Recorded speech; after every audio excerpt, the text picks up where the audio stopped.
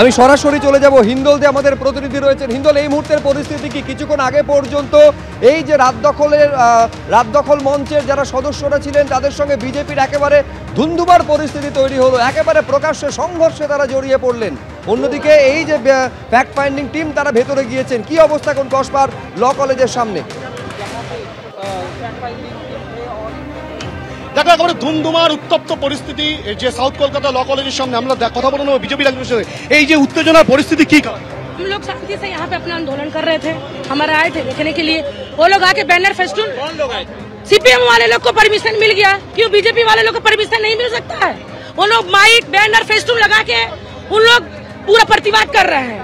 हम लोग को बोला जा रहा है कि नहीं झंडा नहीं डंडा कुछ नहीं लगे। क्यों होगा ये बानपट्टी, क्यों होगा? पुलिस रहते हुए মারধর করেছেন, আপনারা জামা ছিঁড়ে মারধর করেছে, উনারা আগে দিন আমাদের উপর আপন্ন করেছে। বিজেপি গো ব্যাক, দূর হটো, আমাদেরকে আগে ওরা দেখিয়েছেন, আমাদেরকে বলেছেন। আপনাদের উপরে যে আক্রমণ হলো সেই আক্রমণ আপনারা বলছেন আক্রমণ করেছেন, কিন্তু রাত জাগো আর রাত দখল অধিকার দখলের পক্ষ থেকে যারা এখানে স্লোগান দিচ্ছিলেন তাদের উপরে তো আপনারা ওনারা এখানে এসে এই জায়গাটাকে পুরো নষ্ট করার জন্য এখানে প্রস্তুত হয়েছিলেন।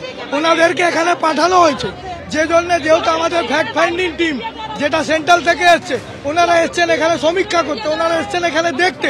এই সিপিএম এর এই লোকগুলো এরা কেউ ছাত্রী নয়, এরা কেউ ছাত্রী নয়। দেখুন ক্যামেরার মধ্যে দেখুন, এনারা ছাত্রী, এনাদের বয়স নেই। এনারা এসছেন এখানে বিশৃঙ্খলা ফেলাতে, এনারা এসে এখানে একটা ঝামেলা সৃষ্টি করে বিজেপিকে বদনাম করতে এসছেন। বিজেপিকে বদনাম করার চেষ্টা হয়েছিল বলে অভিযোগ করা হচ্ছে বিজেপির তরফ থেকে। তোমাকে দেখাবো ক্যামেরা পার্সন প্রতীককে একবার বলবো ছবিটা দেখাতে।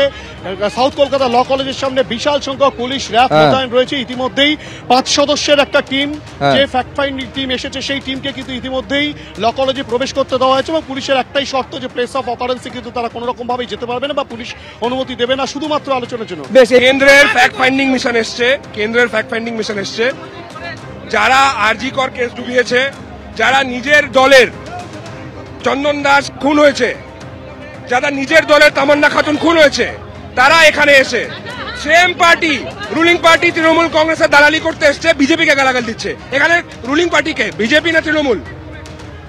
এই কেসটার জন্য দায়ী কে, বিজেপি না তৃণমূল?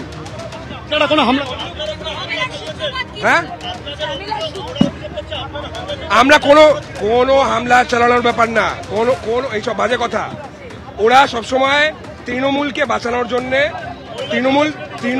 মহিলার জামা কেউ ছেড়েনি। ওরা তৃণমূলের যখন দুর্ব্যবস্থা হয়েছে, তখন দুর্ব্যবস্থা এক্সপোজ হয়েছে, তখন সেখানে এসে ফোকাস সরানোর জন্য এইসব টাইপের ঘটনা নিজেরাই রচনা করে। নিজে ঝামেলার সূত্রপাত এইভাবে হয়েছে কিছু, যখন এখানে ফ্যাক্ট ফাইন্ডিং মিশন এসছে, তখন ওরা ফ্যাক্ট ফাইন্ডিং মিশন ভিতরে ঢুকে গেছে, তখন ওরা হঠাৎ করে স্লোগান ইয়ারিং করতে শুরু করেছে, বিজেপি হায় হায়।